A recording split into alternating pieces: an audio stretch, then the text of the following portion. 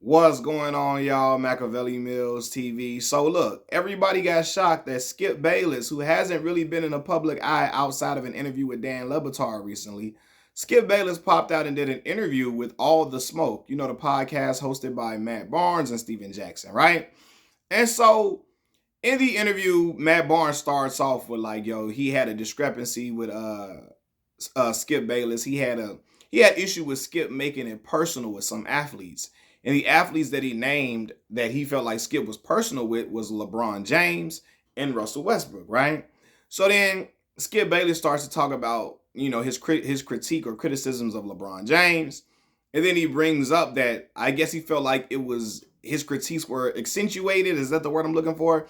They were, I guess, even heightened due to the fact that he was sitting across from a guy talking about Shannon Sharpe, who loved LeBron like a brother. He said it was almost kind of stalkerish, if you ask me. It was stalkerish. And Steven Jackson hating ass goes, yeah, it was scary. That got scary. It was scary how much he loved. It was scary, right? I'm gonna get to Steven Jackson in another video, right? But anyway, Skip Bayless say, Shannon loved LeBron in like a stalker type way, a stalker-ish type way. And I'm like, nah, Skip Bayless know he got some nerve.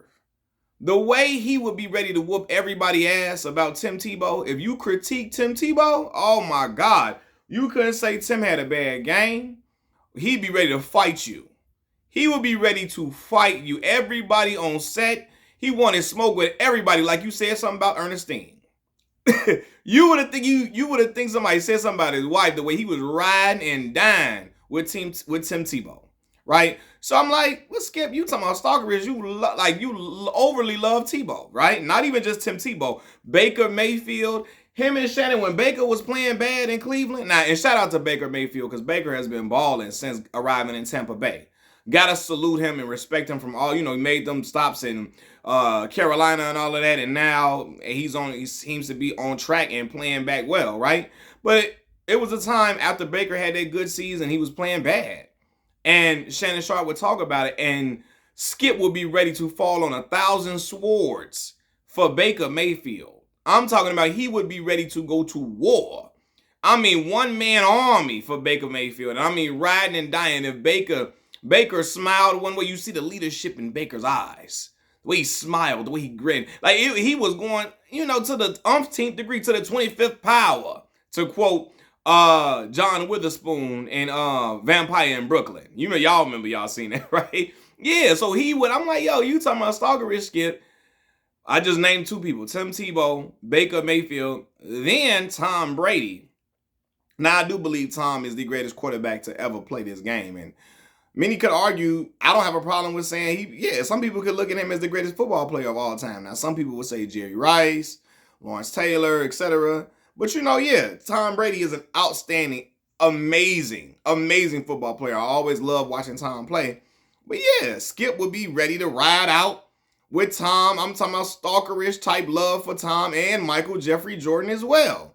Somebody pointed out on live, I always say Michael Jeffrey Jordan. You got to say the whole thing like a Tribe Called Quest. Say the whole name, Michael Jeffrey Jordan. I'm talking about Skip one of them dudes. And this is what I find it so funny. Because people be like, man, y'all love LeBron. LeBron could do no wrong in y'all eyes. LeBron will do this and do that. Y'all make excuses for it. And I'm like, what are y'all talking about with the way y'all love Michael Jordan?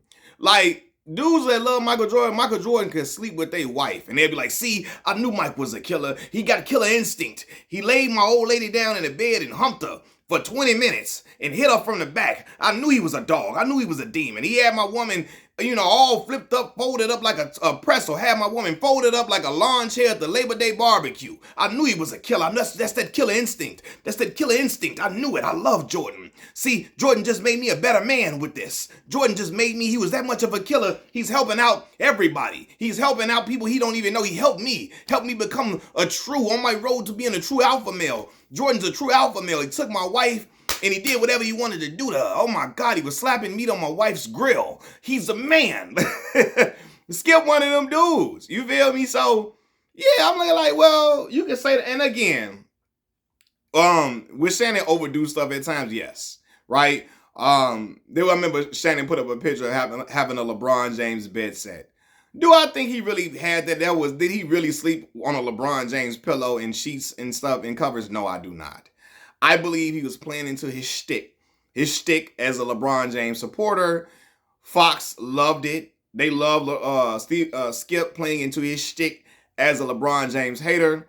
I really don't think Skip hates LeBron like that. Skip loves LeBron. He just knows that him being on that LeBron hate train has helped to. I mean, I'm not saying Skip is not a talented journalist. He is. He's a talented speaker and all of that, debater. But his LeBron critiques propelled him. And so he knows what works, man. He knows what works. So he been nitpicking LeBron for the longest of time. I stopped taking it serious because I'm like, LeBron could win 3 championships in a row. And Skip would be like, you know what? Michael Jordan, he wouldn't have passed that. He wouldn't have passed up that one shot with 3 minutes left in the third quarter. Michael Jordan would have never passed it to to Boobie Gibson.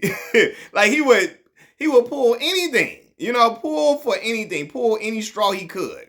So I stopped taking Skip's criticisms and critiques of LeBron James serious many, many years ago. I realized he was on TV.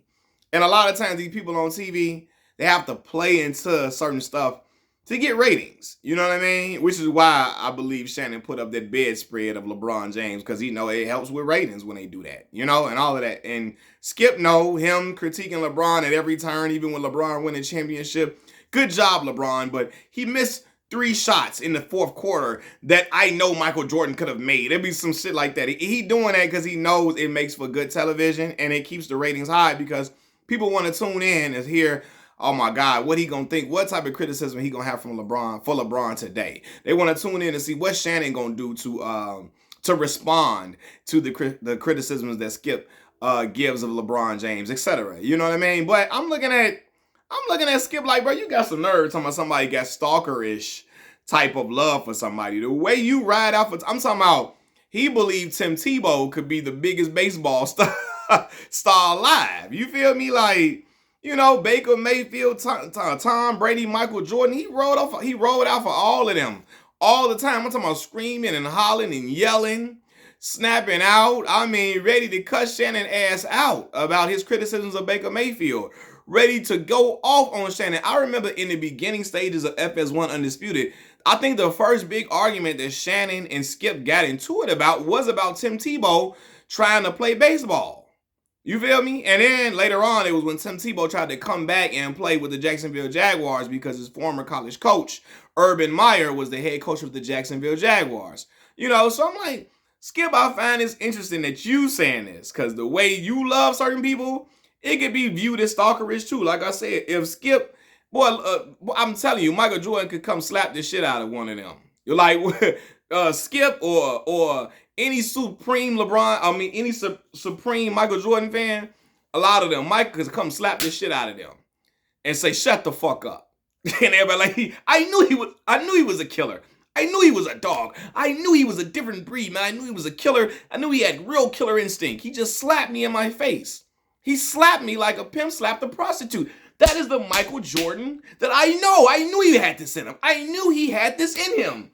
Oh my God, he's not a nice guy at all, man. He's a mean-spirited person. But God, I love it. I love it. That's how Skip would be, And he would say shit like that. I mean, even to the point of trying to make excuses for Michael Jordan telling Horace Grant he didn't play well enough to eat when they was on the plane. When Mike told the stewardess, don't give Horace no food. He ain't play well enough, right? Shannon was like, I wish he would have did something to me. I don't know, man. Michael Jordan, 6'6", man, Shannon. I'm like, man, Shannon would have whooped Mike's ass, man. You feel me? And he in there, well, Horace probably just needs to play better type shit. Like, what the fuck? Like, you know what I'm saying? Like, but he want to talk about stalkerish love for somebody. Skip had that same stalkerish love for all the athletes I just named.